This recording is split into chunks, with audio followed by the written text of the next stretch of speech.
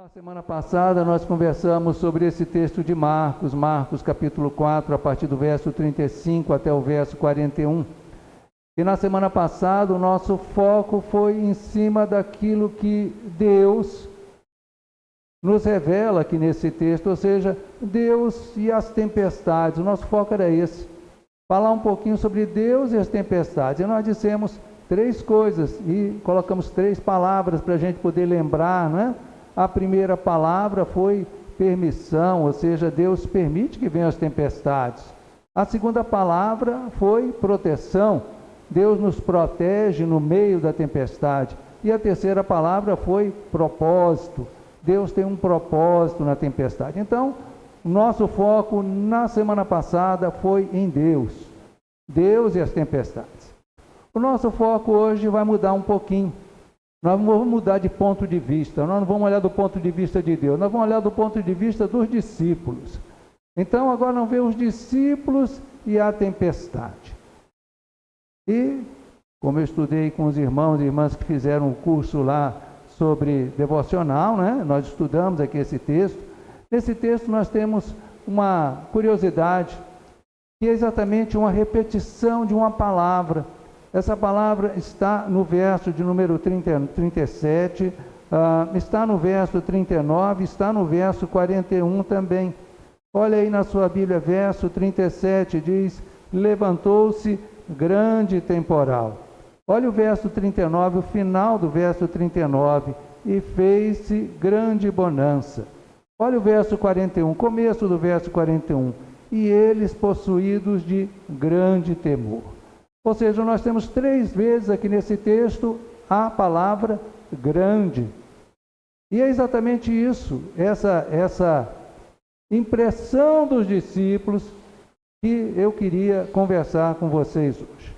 Então, nós vamos começar do começo, né? O verso 37 diz para a gente: levantou-se grande temporal de vento. É o que está dizendo aqui a minha Bíblia, a sua também.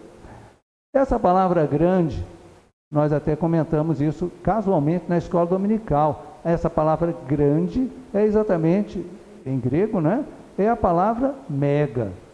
Ou seja, nós em português conhecemos a palavra mega. Quando nós queremos dizer que uma coisa é grande, muito grande, nós dizemos que ela é mega. Então, essa ideia de uma coisa que é grande, essa é a palavra que está colocada aqui nesse texto, a palavra grega mega. Mega temporal, mega bonança, mega temor. Nós estamos aqui olhando o Evangelho de Marcos, mas certamente vocês sabem disso, e a gente comentou na semana passada, esse mesmo relato, esse mesmo episódio aqui está registrado também em Mateus, está registrado também em Lucas. Mas eu peguei aqui esse texto de Marcos por uma peculiaridade.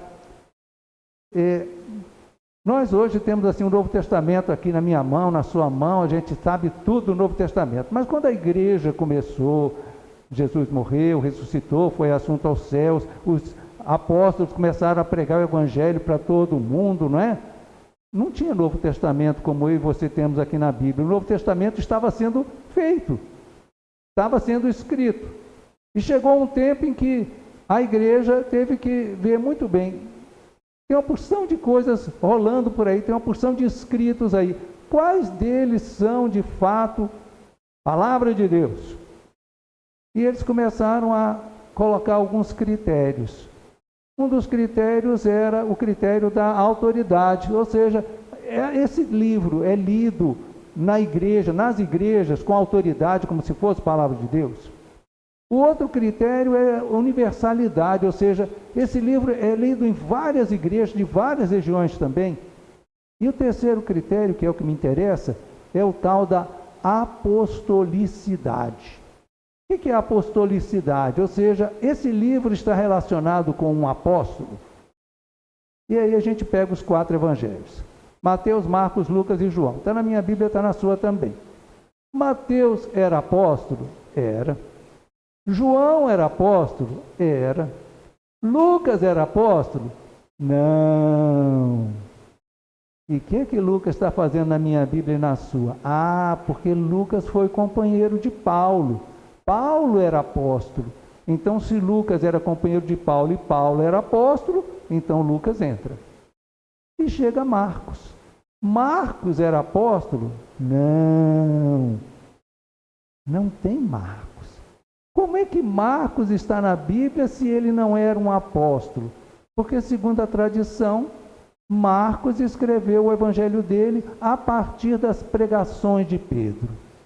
Então, Marcos foi um discípulo bem próximo de Pedro, e Pedro era apóstolo. Então, se Marcos escreveu o que Pedro disse, Marcos fica, porque está vinculado a Pedro. E por que isso aqui é importante? Exatamente pelo texto que a gente está lendo aqui. Quando a gente lê Mateus, tem uma visão. Quando a gente lê Lucas, tem outra visão. O próprio Lucas diz lá que ele não viveu nada daquilo. É só você ler lá. Começa no livro de Lucas. Lucas vai dizer, olha, eu não vivi nada disso. Eu conversei com as pessoas. Eu fui conversando com as pessoas me disseram o que aconteceu e eu registrei aqui. Eu coloquei aqui em ordem o que eu ouvi que as pessoas disseram.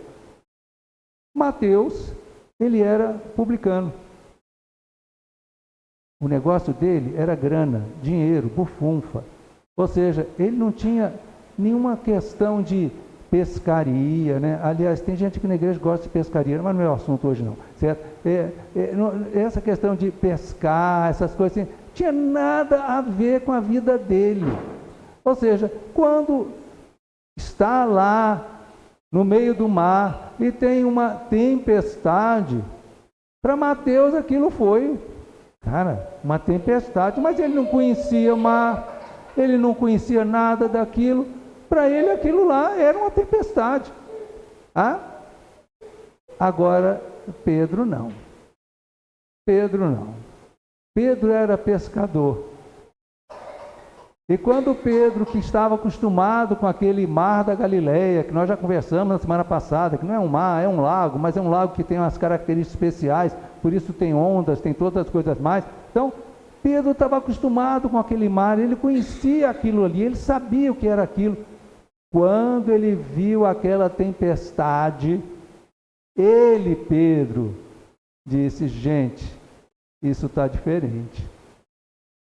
Essa tempestade é uma grande tempestade, não é qualquer uma, é um grande temporal. Ou seja, Pedro, que conhecia o mar, que conhecia o que era tempestade, que já tinha passado muitas e muitas noites navegando ali, enfrentando chuva, enfrentando o vento, enfrentando tempestade, quando viu aquela, ele disse, essa daqui é uma grande tempestade. É assim, tem algumas pessoas que dizem assim que a ignorância é uma bênção, né? Quando você não sabe o tamanho do problema que você está metido, você simplesmente fica na sua, não é mesmo? Certo? Então, sei lá, você vai no médico porque você está sentindo uma dorzinha num lugar qualquer. Para você é só uma dorzinha. Mas o médico pede o exame tal, qual é XYZ, você faz aqueles exames todos e diz assim, opa, isso não é só uma dorzinha não, isso aqui é uma coisa mais séria. Ou seja, quando você não conhece, mas quando você conhece, você leva a sério. E é exatamente o que Pedro faz aqui. Pedro olha aquele temporal e diz, esse é um grande temporal. Eu queria pegar essa ideia de você estar no meio da tempestade.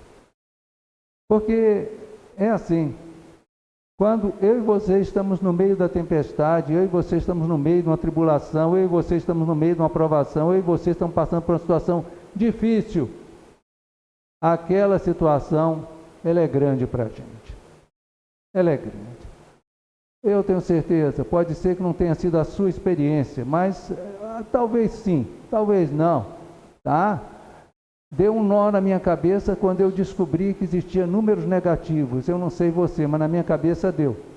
A tia falou para mim que de 5 eu podia tirar 6. E eu disse, não. Não. De 5 você não tira 6. De 5 você tira 5 no máximo, fica 0. Mas ela disse que podia. Se você colocasse 5 menos 6, dava menos 1. Eu disse, como assim? De jeito nenhum. Aquilo ali, olha, deu um nó na minha cabeça. Não pode. Não pode uma coisa dessa, mas podia. Eu ia aprender outras coisas mais complicadas ainda, matemática. Quando a gente está passando pelo meio de um temporal, quando a gente está passando no meio da tempestade, a tempestade sempre é grande. Isso é uma verdade para mim, é uma verdade para você. E eu não estou querendo com isso diminuir a minha vida, nem a sua vida, nem diminuir a minha percepção, a sua percepção. Eu estou querendo dizer para você que, primeiro, é verdade isso. Toda tempestade que vem para mim, que vem para você, a situação difícil que vem para mim, que vem para você, essa situação é grande. Deus sabe disso. Mas, às vezes, nós olhamos a tempestade e achamos que ela é grande demais. Eu chamo isso de complexo de gafanhoto. Eu queria que você lesse comigo, não perde Marcos não, mas vamos lá para o livro de Números. Números está lá no Velho Testamento, né? Gênesis, Êxodo, Levítico, Números. É o quarto livro do Velho Testamento. Números no capítulo de número 13. Capítulo 13 de Números é exatamente aquela hora em que os espias vão lá olhar a terra de Canaã, etc, etc, que a gente pode depois ler, você pode ler em casa com calma. Me interessa só o último versículo de Números, Números 13, Números capítulo 13, o último versículo do capítulo 13, que é o verso de número 33. Números 13, verso 33. Eu queria que nós lêssemos todos juntos, Números capítulo 13, verso de número 33. Vamos ler todos juntos. Também vimos ali gigantes. Os filhos de Anak são descendentes de gigantes, e éramos aos nossos próprios olhos como gafanhotos, e assim também o éramos aos seus olhos. A gente conhece a história, né? Você que conhece a Bíblia sabe da história toda aqui. Eles foram lá olhar a terra de Canaã, eles viram que a terra era linda, manava leite e mel e tal, mas, na opinião deles, aquela terra era habitada por gigantes. E eles se sentiam como gafanhotos, estão dizendo assim, olha, nós olhamos para aquele povo e nós nos sentimos como gafanhotos. E eles olhavam para a gente e achavam que nós éramos de fato gafanhotos, de tão pequenininho. Vamos lá, de verdade, eles eram gafanhotos? Não. Mas eles estavam se achando assim. Quando nós estamos diante de um obstáculo, nós às vezes temos a tentação de ampliar esse obstáculo e achar que aquilo que é grande é maior do que grande, entende? É mais grande, gostou? Certo? É grande demais, é enorme. E você olha aquilo assim, eu não vou conseguir. Ok, vamos lá. Vamos sair fora hoje, vamos bater em casa e vamos falar de Cristo para cada um dos nossos vizinhos aqui. Topa? Só de falar isso, alguns de nós já pensamos na nossa cabeça, mas será que ele vai me perguntar alguma coisa? Ele vai me fazer uma pergunta e eu não vou saber responder. Como é que você crê em Deus que é 3 e que é 1? Como é que você diz que um Deus que é amor manda alguém para o inferno? Se ele fizer essa pergunta, pronto, eu não sei mais responder. Ou seja, gente, nós nem chegamos lá, mas nós aqui já estamos fazendo um monstro, e aquilo que era para ser só um bater na porta e falar de Cristo, nós já colocamos enorme, um grande temporal, uma grande tempestade, um grande obstáculo, e nós nos sentimos, gafanhotos. Eu não estou dizendo que a tempestade não era grande. Pedro disse que era. Eu não estou dizendo que o problema que eu e você enfrentamos não seja grande. Para mim e para você, de fato é. Mas o que eu estou dizendo é que nós às vezes damos tanta relevância, tanta importância, ficamos com um foco tão grande no problema, que nós fazemos algo que é grande ficar maior. Mas esse texto não fala só de grande, temporal. Vamos voltar lá para Marcos capítulo 4. Nós já olhamos, no verso de número 37, fala de um grande temporal, mas no verso 39 fala de outra coisa. Então nós vamos reler, só para lembrar, não é? O verso de número 39. Vamos reler todos juntos, Marcos capítulo 4, verso de número 39. Vamos reler. E ele, despertando, repreendeu o vento e disse ao mar: acalma-te, emudece. O vento se aquietou e fez-se grande bonança. De novo, nós estamos olhando do ponto de vista dos discípulos. Nós estamos lá no barco, nós estamos lá com Pedro, pescador, André que é pescador, João que é pescador, Tiago que é pescador, ou seja, povo que conhecia o mar. E eles viram aquela tempestade e acharam: essa tempestade está diferente, ela está forte demais. É um grande temporal, uma grande tempestade, é um grande obstáculo. Mas depois que Jesus diz: acalma-te, emudece, o texto aqui diz que veio uma grande bonança. Tentem olhar do ponto de vista dos discípulos. A mesma percepção que eles tiveram do tamanho da tempestade foi do tamanho da calmaria que veio depois. Se a tempestade foi mega, a calmaria também foi mega. E essa é uma coisa que os discípulos vivenciaram e eu e você precisamos aprender para poder enfrentar os temporais, as tempestades. Jesus é poderoso para transformar um grande temporal numa grande bonança. Você crê nisso? Uma das dificuldades maiores que a gente tem de pregar, e eu falo por mim, falo por qualquer um que venha pregar, é que antes de você abrir a boca para falar para os outros, você tem que falar para você mesmo. Ou seja, antes de você dizer para as outras pessoas: olha, faça isso, olha, faça aquilo, você tem que falar para você mesmo. Então, quando eu faço a pergunta: você crê que Deus é poderoso para transformar um grande temporal numa grande bonança? Eu aponto o dedo para você, tem 3 dedos apontados para mim aqui, dizendo: você crê que Deus é capaz de transformar um grande temporal numa grande bonança? Você crê nisso? Eu creio nisso.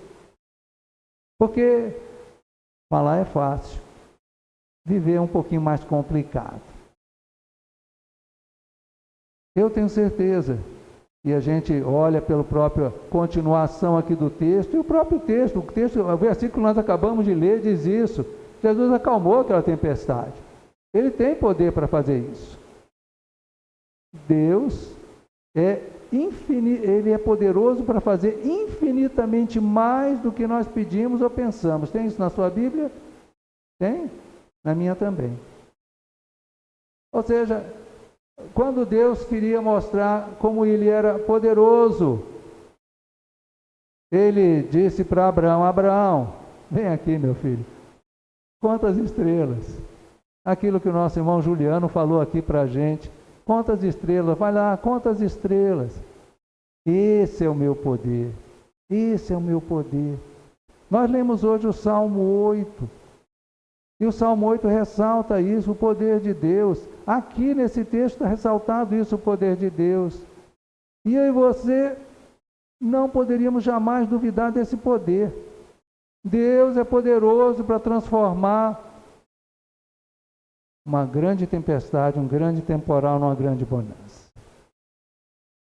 Agora, eu não seria totalmente sincero se eu não falasse algo que você já sabe. Muitas vezes Deus nos dá o livramento, como foi aqui. E eu tenho certeza que você conhece outros textos da Bíblia. E eu tenho certeza também que você poderia vir aqui testemunhar e dizer assim: olha, Deus me livrou nessa situação, Deus me livrou nessa outra situação. Ou seja, muitas vezes Deus responde dando livramento para a gente. Mas outras vezes Deus responde dando fortalecimento para a gente. Como eu já falei, você já deve saber de cor, não é? Quando você ora, das duas uma, ou Deus muda a situação, ou Deus muda o seu coração para enfrentar a situação. Então, ou Deus muda a situação, dá o livramento, ou Deus muda o seu coração, te dá o fortalecimento para enfrentar aquela situação. E eu gosto muito de pensar em Jesus lá no Getsêmani. Porque quando Jesus está no Getsêmani, uma porção de coisa está acontecendo. Tem gente que é meio, sei lá, não leu a Bíblia direito e acha que se Deus não respondeu sim à minha oração é porque não orei com fé. Se você orar com fé, Deus vai dizer sim. Não é isso que a Bíblia diz. Porque a Bíblia diz que Jesus no Getsêmani orou 3 vezes, pediu para o Pai uma coisa: Pai, se possível, passa de mim esse cálice. Será que Jesus tinha fé? O que vocês acham? Mas a resposta do Pai foi não. Só que quando Jesus saiu do Getsêmani, ele saiu de cabeça erguida. Porque o Pai não deu o livramento, mas deu o fortalecimento. O fortalecimento. E isso a gente tem que entender. O mesmo Deus que pode nos livrar, pode também nos fortalecer para enfrentar aquele temporal. Às vezes Deus não faz o temporal passar, mas Ele nos dá a força suficiente para a gente enfrentar aquilo e sair Ele na frente. Se você tem vindo aqui na escola dominical e assistido às aulas sobre Apocalipse, você sabe que uma das coisas que nós temos falado e repetido algumas vezes é que um dos temas fortes do Apocalipse é exatamente a ideia de vitória. E vitória na Bíblia não é sucesso, vitória na Bíblia não é você conseguir sempre que as coisas deem certo. Vitória na Bíblia é você atravessar o problema e continuar firme, e continuar fiel, e continuar sem se abalar. Isso é vitória. Muitas vezes Deus não vai acalmar a tempestade da sua vida, da minha vida, mas Ele vai dar uma bonança para o meu coração. Tem um hino que diz assim: se o teu coração estiver em paz. Ou seja, quando o seu coração está em paz, você enfrenta qualquer coisa. A paz no coração é melhor do que qualquer coisa ao redor da gente. Deus sempre dá uma resposta. Deus é capaz de mudar o grande temporal, uma grande bonança. Mas tem uma outra ocorrência aqui dessa palavra grande. Está lá no verso de número 41. E eu queria que nós relêssemos juntos aqui o verso de número 41. Vamos reler todos juntos. E eles, possuídos de grande temor, diziam uns aos outros: quem é este que até o vento e o mar lhe obedecem? Notem, aqui no verso 41 fala de grande temor. Ou seja, de um lado teve um grande temporal, depois veio uma grande bonança, e agora nós temos um grande temor. Ou seja, aquele temporal, aquela situação na vida deles, foi algo que Deus usou para que eles conhecessem mais a Jesus. Notem que a pergunta deles aqui é: quem é este? Eu escrevi outra pergunta aqui no meu esboço aqui. Qual o tamanho do seu Deus? Eu não estou dizendo que Deus é maior ou menor, tá legal? Deus não tem, assim, a minha percepção de Deus, a sua percepção de Deus não aumenta nem diminui o tamanho de Deus. Mas eu estou dizendo que às vezes eu e você temos uma ideia de Deus diferente do que Ele realmente é. Eu estava pensando que a gente ia conversar hoje, eu fiquei imaginando uma situação que você talvez já tenha experimentado na sua vida, que é tentar falar com alguém importante. Você já tentou falar com alguém importante? Certo? Alguém importante de verdade, entende? Assim, o diretor, presidente daquela multinacional, blá, blá, blá, blá, blá. Certo? Eu nunca falei com alguém tão importante na vida assim, tá bom? Mas eu trabalhei na matriz da Caixa Econômica e eu tinha que falar de vez em quando com o povo que estava mais em cima de mim, né? E em cima de mim tinha coordenador, diretor, presidente da empresa, essas coisas assim. E eu tinha que falar com esse povo, né?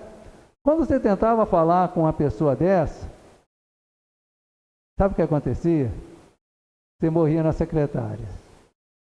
Entende? Você falava assim, eu preciso falar com fulano. E aí a secretária respondia educadamente para você, o doutor fulano não pode lhe atender. Olha, gente, eu ouvi isso aí uma porção de vezes, o doutor fulano não pode lhe atender. Falar com uma pessoa importante, com uma pessoa lá em cima, aquele cara lá, é complicado. Mas a gente fala com Deus. Você já pensou nisso? Você já pensou que você fala com Deus? Eu estou fazendo um curso pela internet, né? Um curso, uma especialização em teologia, essas coisas bonitas que a gente faz.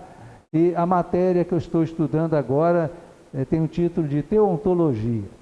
Teontologia significa o estudo do ser de Deus, né? Obviamente a gente não estuda o ser de Deus, estuda o que Deus revelou na palavra dele, ponto. E o professor dessa matéria como direi assim, é um velhinho, certo? Posso falar velhinho? Posso, né? Eu tenho só 69, ele é um velhinho, entendeu? E ele fala assim, bem devagar, sabe? Ele fala bem devagar, assim. E eu, para assistir uma aula gravada, eu ficava olhando para ele assim, não, eu tenho que acelerar esse negócio, senão eu vou ficar doido aqui. E eu coloquei lá, acelera essa coisa para poder ouvir esse cara, que senão eu vou dormir, certo? E eu acelerei lá a fala do sujeito, ele pá. Ok, esse é um detalhe. Mas tem outro detalhe que me chamou muito a atenção. É como aquele irmão é entusiasmado com a pessoa de Deus. E ele falava assim, olha, você já parou para pensar que Deus é infinito? Você consegue entender isso? Você consegue entender que esse universo que nós vivemos, nós lemos o Salmo 8, né? Quando olho os teus céus, obra dos teus dedos, ou seja, quando você olha esse universo é imenso, gente. É imenso, imenso. Na astronomia fala-se muito em anos-luz, ou seja, tantos anos-luz. Quando você diz que uma estrela está a 2 anos-luz da Terra, está dizendo que aquela luz que a gente está vendo hoje saiu há 2 anos daquela estrela e está chegando aqui hoje. É uma coisa que eu e você não conseguimos nem compreender, nem imaginar. Eu não quero nem pensar nisso, dá um nó na minha cabeça. Mas Deus é infinito. Deus é infinito. Você já pensou que Deus é eterno? Quando Pedro diz assim, olha, uma coisa que nós não devemos esquecer, Pedro diz, é que para Deus, 1000 anos é como um dia. Quanto demora 1000 anos para você? 1000 anos. Né? Onde é que vai estar você daqui a 1000 anos? Não tenho a menor ideia. Virei pozinho há muito tempo. 1000 anos para mim é alguma coisa que não entra na minha cabeça. Né? Não entra. Você já viu o filme de dinossauro? Já assisti Jurassic Park todos. Tudo bem, eu também gosto do Jurassic Park e tudo mais na vida. Só que a gente olha aqueles animais sensacionais, maravilhosos, que a inteligência artificial, né, que efeitos especiais fabricam. Aquilo ali é só uma simulação, é só um filmezinho. Mas aquilo existiu de verdade, aqueles animais existiram durante muitos anos.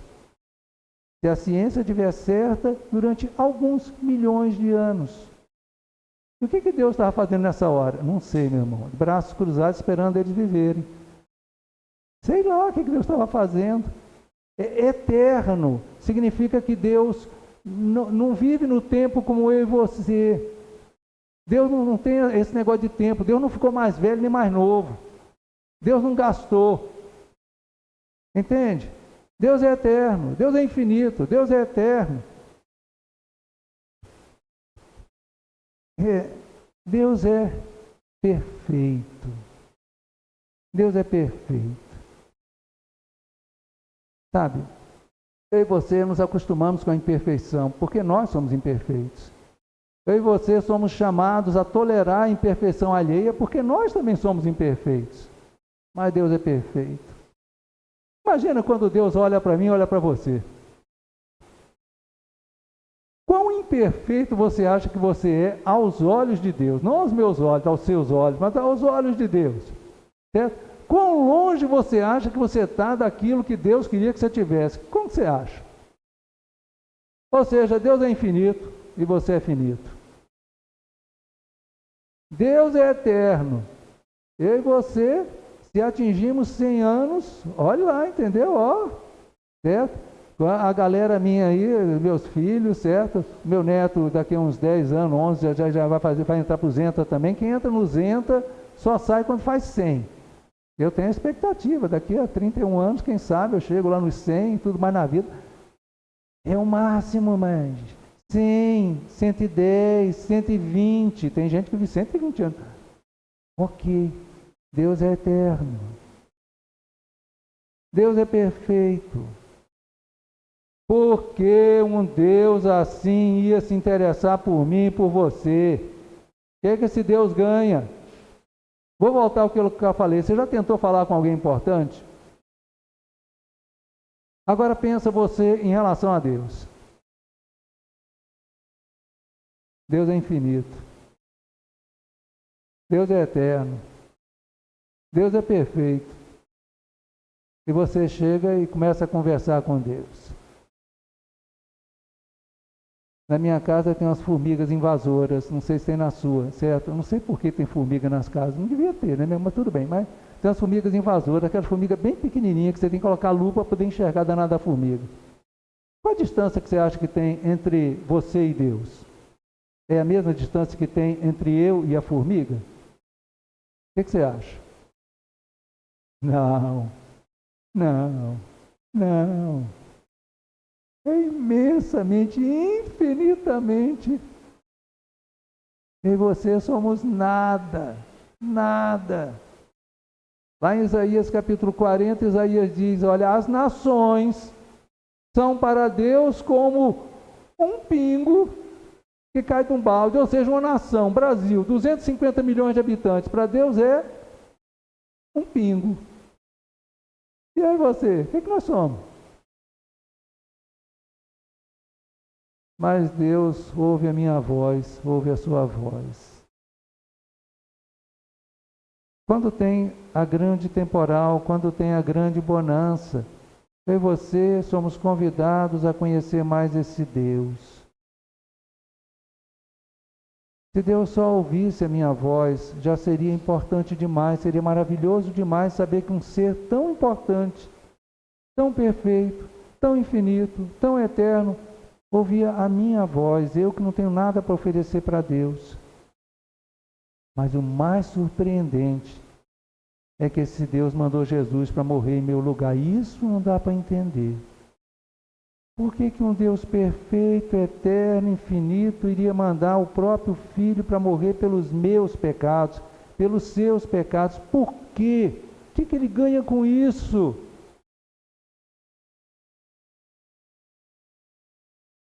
Eu não tenho explicação. Eu não tenho explicação. Então eu vou voltar a outra pergunta que eu fiz. Qual o tamanho do seu Deus?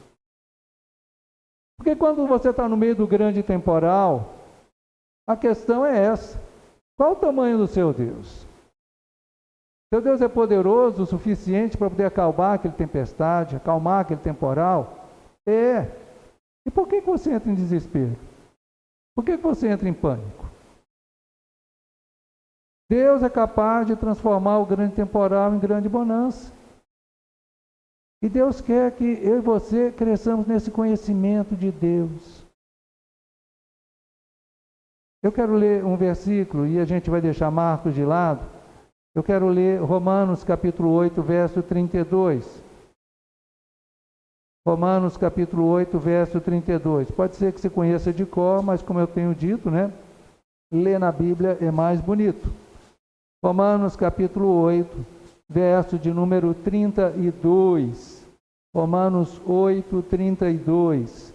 Vamos ler todos juntos, Romanos capítulo 8, verso de número 32. Vamos ler. Aquele que não poupou o seu próprio filho, antes por todos nós o entregou, porventura não nos dará graciosamente com ele todas as coisas? Muito bem. Existem alguns versículos que seria muito bom se você soubesse de cor. O versículo mais importante é Gálatas 2:20. Mas esse versículo também é um bom versículo para você decorar. Romanos 8:32. Ele começa dizendo: aquele que não poupou o seu próprio filho. Ou seja, entenda que Deus está interessado na sua vida a ponto de mandar o Filho dele para morrer pelos seus pecados, pelos meus pecados. Aquele que não poupou o seu próprio Filho. E o texto continua. Antes por todos nós o entregou, porventura não nos dará graciosamente com ele todas as coisas. Ou seja, se Deus fez o maior, certamente ele vai fazer o menor. Como eu falei, nem sempre Deus vai nos livrar, mas Deus sempre vai nos fortalecer. Nenhuma oração vai ficar perdida. Deus permite que venham os grandes temporais, é verdade. Mas Deus é capaz de transformar o grande temporal em uma grande bonança. E nessas duas coisas, grande temporal, grande bonança, o que Ele quer é que eu e você aprendamos mais sobre Deus, sobre o amor de Deus, que Deus de fato nos ama. Eu e você não podemos perder isso de vista. A situação das nossas vidas, e cada um de nós tem várias situações na vida, as situações que acontecem nas nossas vidas muitas vezes nos perturbam a visão, mas eu e você precisamos manter a visão. Qual visão? De que Deus nos ama. Deus nos ama, Ele não poupou o Filho dele, Ele entregou por mim e por você. Como eu disse, né, o texto que você tem que saber de cor sempre, Gálatas 2:20, Jesus me amou e a si mesmo se entregou por mim. É egoísta esse versículo, mas ele significa que o amor de Deus é pessoal, para mim, para você. Me amou e a si mesmo se entregou por mim.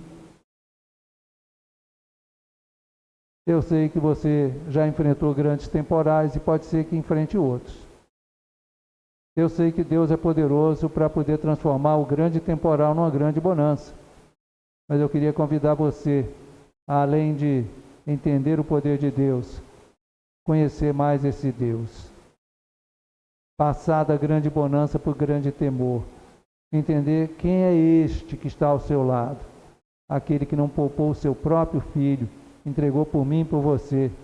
Junto com Cristo, graciosamente, vai nos dar aquilo que for necessário para a gente viver as nossas vidas. Que Deus nos abençoe. Amém.